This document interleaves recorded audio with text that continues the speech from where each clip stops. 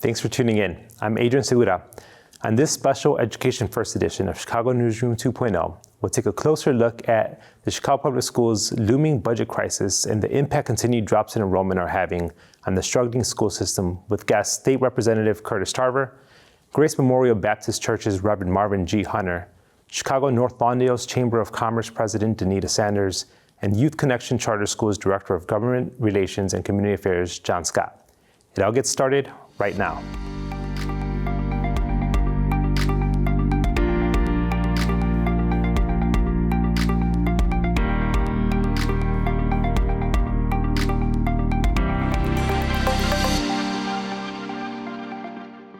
To start with the headline, Chicago Public Schools has approved this 2025-2026 budget, one that carries major implications for students, teachers, and families across the city. As enrollment continues to decline and resources are stretched ever thin, the question of how dollars are being allocated, what priorities are getting funded, and the trade-offs being made are more pressing than ever. Supporters of the budget say it reflects tough but necessary choices to stabilize the district. Critics, however, argue it doesn't go far enough to address deep inequities, particularly in under-resourced schools serving Black and Brown communities.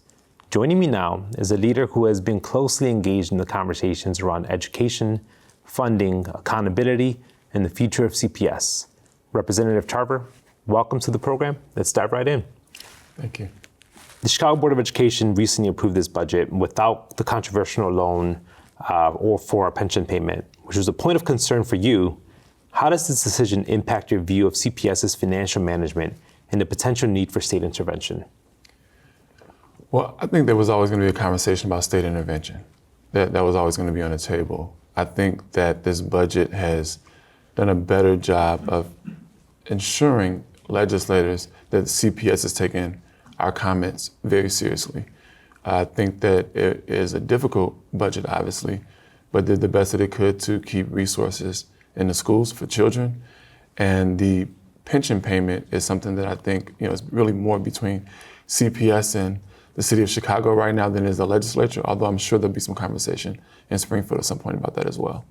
Yeah, and to that end, you introduced House Bill 4017 to reestablish the Illinois School Finance Authority. Yeah. With CPS having avoided a high-cost borrowing plan, do you believe the district is on path towards fiscal stability, or do you still see a need for the kind of legislative oversight proposed in your bill? So I don't think the district's on its way to stability at all. I don't think anybody would say that it's on a path to stability right now as it stands on any side of the argument. I still do think there's a need for some oversight from the legislature from the standpoint of our constituents don't want us to just hand over what is the proverbial blank check to CPS. They want to make sure that when those funds come in or go into CPS, that they're being used in a manner that is best for children, that is being invested in a way that is ensuring that we're getting the most bang for our buck, so to speak. CPS budget still does project a massive deficit for FY 2026. While the district avoided the loan, what specific concrete steps would you like to see CPS and the city take to address the underlying structural deficit and avoid similar situations next year? Yeah. So, what CPS did is what a lot of municipalities did, which is it increased its headcount significantly with COVID dollars. So use one-time dollars to increase its staff. And so a lot of those individuals are seekers, special education, classroom assistants, and that's a very vital role. So I don't want to see those individuals lose their job, and certainly I don't want to see students lose those opportunities. But they're going to have to look at some point. If 95% of the, 70% of the budget, I believe, is personnel, there's no way to avoid conversations about that. Otherwise, I like to see them put forth something that demonstrates that the funds will go to the students in the classrooms that need it the most. So one of the issues you have in Springfield is that CPS receives its fund from the state differently than other school districts. And so they're all under one formula for the additional funds that come from the state from the EBF funding formula. There's a lot of concern that CPS gets those funds and just uses it however it wants to, and that the funds are not actually making it to the students and the schools that need it the most. Can you share a little bit more about that? So I know, as someone that's worked on funding formula in the past, I am curious, from your vantage point as a state rep and as someone who's in the legislature, like what signposts are you looking for, or what type of engagement are you hoping to get from CPS to know that they're on the right track? Well, I'll say part of the problem is that they're just, at both CPS and at the city of Chicago, the intergovernmental affairs teams have just not been engaged. I don't think that the administration has the best relationships in Springfield, and that makes it difficult. So the only things that we heard were to give the city the ability to raise property taxes, which is something that was flatly voted against at city council. So to come to Springfield and say, okay, you all don't raise the property taxes, but give us the ability to raise the property taxes without any real conversation about what that looks like. CPS is still testing 4-year-olds for selective enrollment schools, right? You know what that looks like, what those schools look like. And so that's an issue. You're testing 4-year-olds, people having to drive 25, 30, 45 minutes to get their kids to a halfway decent school, and CPS has done nothing about that. CPS has said in 2005 that a resolution that they would look at remapping schools, every 5 years or so. It was on an annual basis. Mm-hmm. And then they stuck in the language and said, as necessary. So they haven't deemed it necessary to look at this. When you look at the students who've come, asylum seekers, students who come from, really difficult situations, they're now here in school. It's significantly more students. We haven't looked at providing those resources in those specific schools in a way that makes sense. So CPS has to do its homework, so to speak. I mean, a terrible pun, but they have to do their homework in order to come to the state and actually ask for additional funds. And I do remember that bill. I remember it might have been one of your constituents who was frustrated because they'd have down the block, right, with the remapping. So I am curious, there's a host of issues that I think CPS is encountering, and as a state legislature, have you thought about partnering or collaborating with your CPS elected representative on the board? Have you started talking with different CPS reps beyond just like the administration? I'm happy to have a conversation with anyone. No one has reached out to me.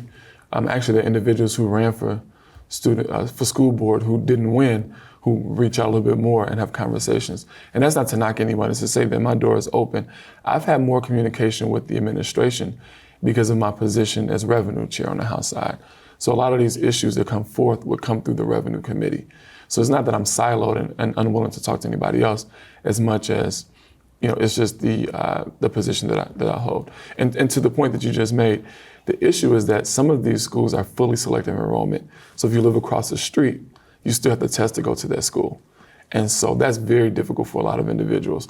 And so, again, I would like to see, more opportunities for people who live in the neighborhood to attend those better schools, so to speak, and to find a way not to test 4-year-olds. I don't think that's a very smart thing to do. CPS budget does rely on over $1 billion in state and city funding. How do you plan to hold the district accountable for spending those funds transparently, effectively, particularly given your past criticism of the mayor's office and CPS's leadership? So let's go back and realize that prior to 2018, I believe CPS was getting about $1.5 billion from the state. Last year, they got close to $2.7 billion. So it's not as though the state has starved CPS of funds. The question becomes, again, as the state is putting more money in, and CPS is not adhering to its own resolutions that its board has passed, why will we send additional funds? Right? When you talk about accountability, you have to convince people outside the city of Chicago to vote for more funds to go to CPS.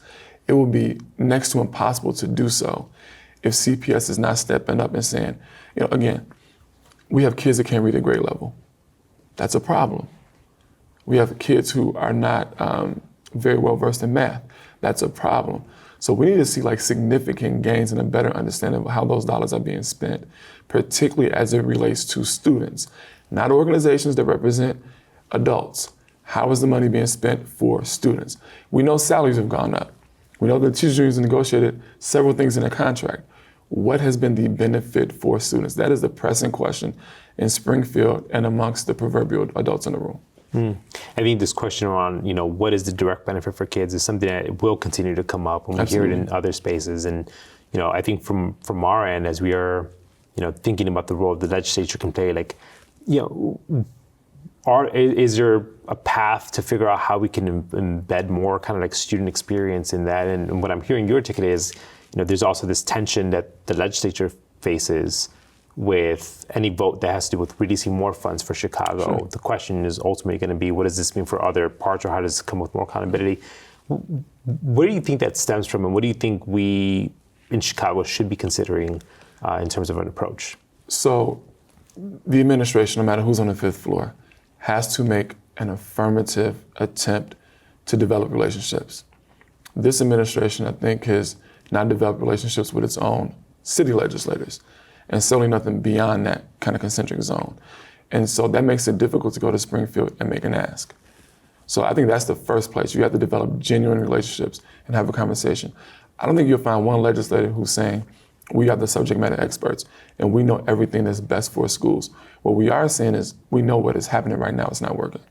You know, when CPS comes and testifies and says that the second or third largest thing on their budget is capital, when you have a ton of schools that are just sitting, one of which has 30 students, it's a high school, are you spending the money in the best possible way? Why are we keeping buildings open, paying people to be in buildings that are less than 10% full?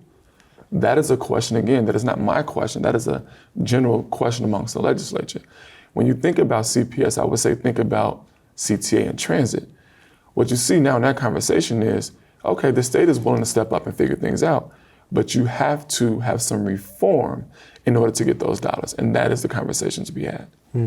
I think the push that I'm hearing you make, right, is, you know, in specifically as you think about kind of like, it's bringing the legislature like up to speed on key decisions that CPS is making. What are the trade-offs that they're encountering, and ultimately, what does this mean for students? Something I'm hearing you articulate. Relationships is something that is also coming up, right? It's this notion around like, you know, if you're only reaching out when you need something, when you're not proactively building the relationship, proactively giving us talking points, helping us help you in the long run, we're going to keep running into issues. Do you think do you anticipate, you know, we've heard similar remarks from prior administrations as well. Sure. Do you think part of that is just kind of the shift that we're seeing in the city, right? I think back, you would expect, you know, folks like Ram and Daley had pretty strong IGA teams that had good inroads in relationships. Do you think this is just a broader symptom of, you know, having a one-term mayor prior and then another mayor who again is just in their first term? Possibly, but when I think about this current administration, they had an individual who ran IGA, who had state experience in the governor's office, county experience in President Preckwinkle's office, and then now at that point, city experience. They had the right person in place, but I don't think they gave her the latitude to really go down and negotiate in a meaningful way. The other thing that I'll say is, there's been no plan put forth. That is part of the issue. So coming down and making an ask, you know, when you look at the Bring Chicago Home, it was, hey, we want to generate $100 million. We won't tell you how we're going to spend it. Well, that's a problem. It's the same thing that we're hearing with CPS. It's the same thing we heard, I think, in many regards to transit as well. So there has to be an ask and something to substantiate that ask. Representative Tarver, thanks so much for taking the time to talk with us about this critical issue. On the other side of the break, I'll continue the conversation with community leaders Reverend Marvin G. Hunter, Denita Sanders, and John Scott. Stay with us.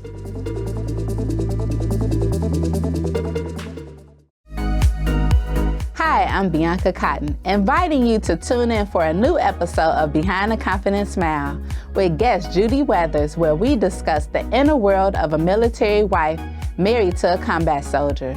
Tune in on CAN TV Cable Channel 19 or stream online at cantv.org or on the CAN TV Plus app.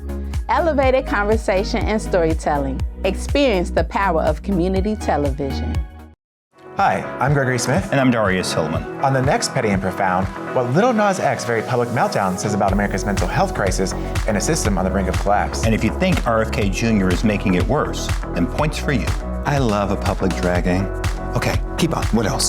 Tune in Wednesday at 7 p.m. on CAN TV Cable Channel 19 or stream live on cantv.org or on the CAN TV Plus app. Elevated conversation and storytelling. Experience the power of community television. CAN TV is the lens through which Chicago's stories are told, harnessing the unifying power of community television. With CAN TV On Demand, immerse yourself in the richness of our city through exclusive stories and programs tailored just for you, connecting you to the heartbeats of our streets, the voices of our people, and the spirit that makes Chicago unique. Discover the strength of your community on CAN TV On Demand.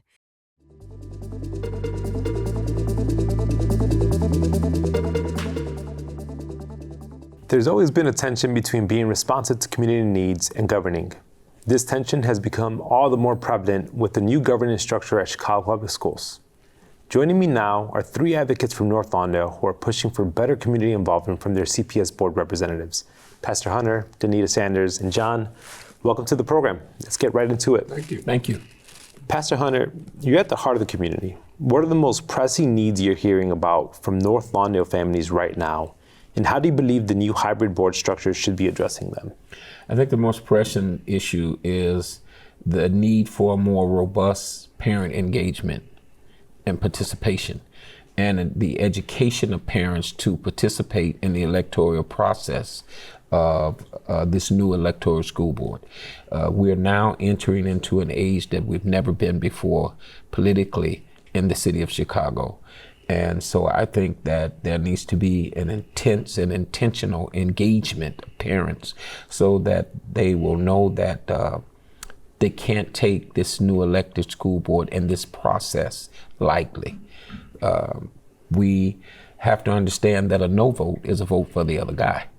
And I think that this is important, number one, because we've discovered that 52% of the real estate taxes of the citizenry of the city of Chicago funds the entire Illinois public school system. Right now, we know that probably about 22%, 26% returns back to the city. That is a problem. With proper parent engagement, with proper parent participation, I think we could mount up the right voice to find a fair and equitable funding structure for the state of Illinois that would make sense for Chicago. District 299. Denita, from a business perspective, how does a strong public school system and engaged parent community impact the economic health of North Lawndale?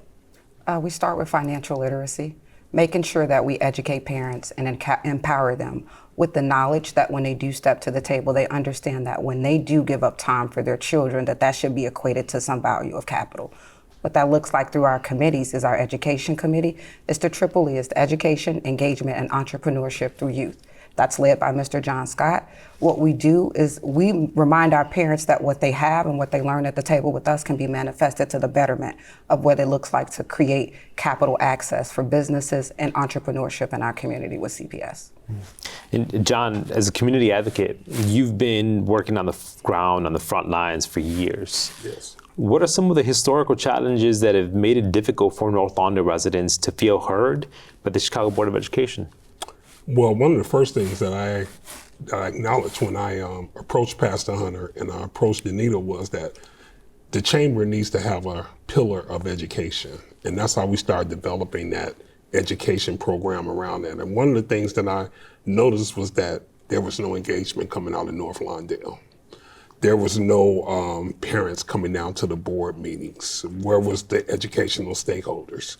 So I said, we need educational stakeholders that come right from the community, the neighbors, the block clubs, the senior citizen that sits on her porch and knows where the students are moving at, where they're coming from. So that engagement started. One thing I noticed back in at the June board meeting, I was sitting there and I was listening to different parent organizations come up and speak, and they was speaking about great things they were doing at their schools or in their communities, and they were coming out and they was talking about things that they didn't see CPS doing. And I said, for instance, when you and I worked there, we saw people come and celebrate us, and we saw people come there and attack us. So I was like, where's the west side and the south side? So that made me start thinking. I said, I need to come out here and start engaging more. I need to come out here and see where are the stakeholders at. Pastor Hunter and I have been knowing each other for probably close to 25 years, so we always talk. He's always been on the front line. He introduced me to this young lady here, and I'll tell you, she's a go-getter. But when we started talking about education, I said education is always the center point in the community. The community revolves around that school building. And as you and I always talk about, the school building, the principal of that school, the LSC, they should know all the stakeholders, the north, south, east, and west 4 blocks of that school building. So that's what they're building upon right now. To that point, school buildings are places that I think oftentimes are beacons in our community. They're not just built schools. Oftentimes they run parent academies, they'll do financial literacy, they'll bring the community in. I'm curious, how do you envision schools helping you achieve these 3 E's, education, engagement, entrepreneurship? Honestly, it's just accountability to what our roles are. We all wake up and we have a commitment to community every single day. Part of that is a transparent relationship with the accountable list of things that parents, not me, not the chamber, and not the school, that we work collectively with training our parents to tell us what's best. Because if we sit down and we give folks the mechanism and we train them up, they can tell us exactly what it is to create successful students for the next generation and this current generation as well.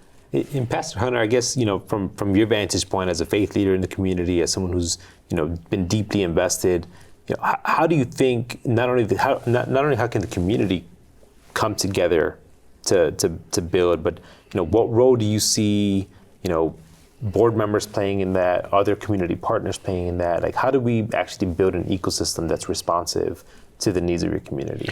I think through the education, through an intentional, intense education of the parent. I think we need to approach the idea of the parent being involved and being in the school. When I came up, parents were in the school. It was not an anomaly for me to see the mother or the father hanging around on the football field or inside of the school doing the baking class or something. They went on the trips with them. It was not an anomaly. We have to bring that back. I think we also need to bring things back to the school like political science. When we understand how the politics of our country works, we then understand how the politics of our community works, because all politics are local. It starts from the ground and it goes up. That is what has been missing. Our people are wandering without real direction. And from a church perspective, I'm missionary Baptist, and so I preach out of King James Bible. In that Bible, it calls the membership sheep. Sheep, the sheep, you can't drive them. You have to lead them. Because if you drive a sheep, he commits suicide before he lets you drive them. People are that way. People are to be led. And so we have to lead the parents. Once we create the proper educational structure that will help the parent, help the school system, the local school system, we will create better communities and better citizens, and therefore a better country, and therefore a better world. I think the education and the intentional, intense focus on parent engagement is the key to changing our society and where it is now. John, I mean, we've talked about this countless times as former organizers ourselves. It's easier said than done. Yeah. To get people to express interest in a topic like education. So how are you all using or thinking about the moment that we're in today, either with the new, eventually fully elected school board, with some of the challenges that we've seen unpacked?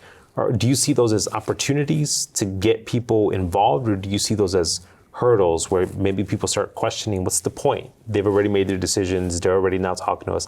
How do you strike that balance as you're thinking about this? I really see them as opportunities. The North Lawndale Chamber gave a parent engagement. They gave a whole seminar.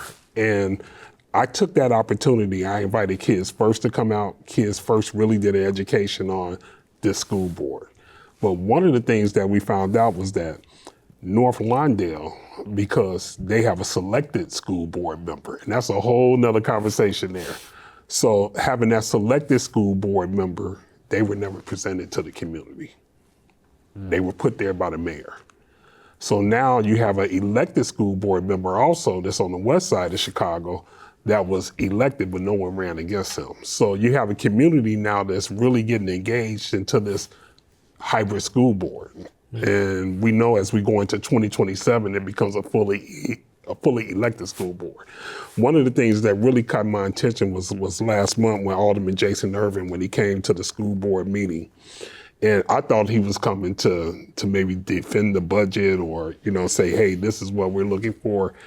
He said in the jungle, he said when the elephants fight, the only thing that happens is that the ground shakes. And he said he's here to lend his support on whichever the decision is, because he knows that they're going to become a fully elected school board and they're going to become their own governmental body. So he wants everyone to work together. And that really stuck with me there. I said, people are starting to see that this school board, and you and I talked about this, you look at Los Angeles, you look at New York, you look at Atlanta, you look at Miami. These have been elected school boards, and the school boards seem to have more power in these cities than the local councilman or the local alderman in that city. So for Chicago to be the 4th largest school district in the United States, to have an elected school board, every community needs to be engaged because they have elected officials there that represent them. And we really saw that happen in this last school board meeting when that budget was passed. The elected school board members pushed to pass that budget based upon what their constituents and their residents told them. To that, and Pastor Hunter, recognizing we're coming on time, but curious if you could share, how you view your role as a leader, as a minister, as someone who can bring community together. How do you view your role in helping someone like this? Well, it's probably not good to call a pastor an activist, but everything positive that has ever happened in this country for people of my color and yours started probably in the Black church. They led the charge on it. And successfully, we have the country that we have now. It's still a work in progress. And we say what we want to say about America, but it's still a very young country, and it's working out its problems. I think this elected school board that we have, along with the LLC, is a wonderful opportunity for us to do outreach and to do missionary work in the homes of the parents and bring them closer to governing for the people, by the people, and of the people. The church needs to begin to preach that message and lead the charge on that, but the community members need to participate and help the church to carry that message. Well, Pastor, thank you. And I know that there's an upcoming parent engagement town hall that you're hosting. We'll be sharing those details on the screen afterwards. Thank you all for joining us for today's panel. And thank you, Chicago and beyond, for tuning into this special Education First edition of Chicago Newsroom 2.0.